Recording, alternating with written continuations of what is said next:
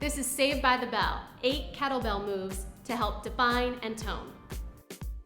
The around the body pass. Start with the kettlebell in front of you, slight bend in the knees, belly button engaged. We're gonna take it around the body from the right arm, behind you and to the left. As you transfer, you wanna try and keep it at exactly the same height. We'll take this around 10 times one way, and then you reverse without stopping 10 times the other way. The bent row. Take your kettlebell in your right hand. We bend forward a little bit, bending in the knees right over the toes, belly button in toward the spine. You're gonna row all the way up, hugging the elbow in, and then slowly extending just to a straight arm.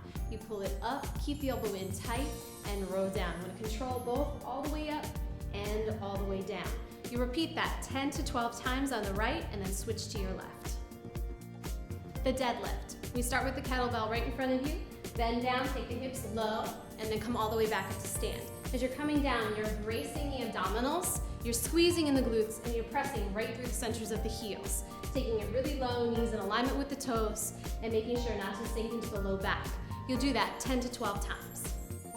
Here's your figure 8. We start with the feet a little bit wider than hip width, knees are bent, core engaged. We're gonna swing behind the left catch, behind the right catch.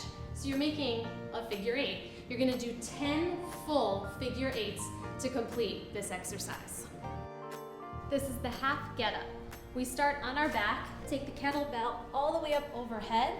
At the same time, you're gonna bend your left knee, press through, and come all the way up.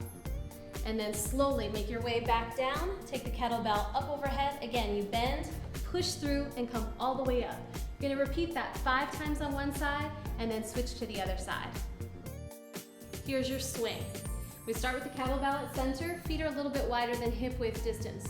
Squatting down pretty low, and we swing it out to about shoulder height and control it on the way down. Back up and down.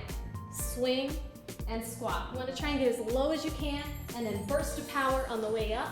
One more, and up. You'll repeat that 15 to 20 times. The front squat. Kettlebell right in front of you, elbows in tight, belly in, knees and toes in alignment.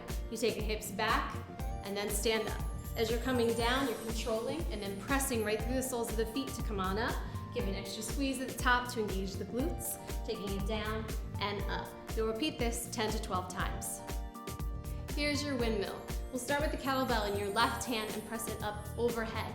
Feet are a little bit wider than hip width distance apart. When keeping the arm extended, you reach down for the inside of the foot while looking up to the kettlebell and come all the way back up to stand. We are engaging the core in a major way here, keeping the arm extended all the way up and back up to stand. You'll repeat that 5 to 10 times and then switch hands.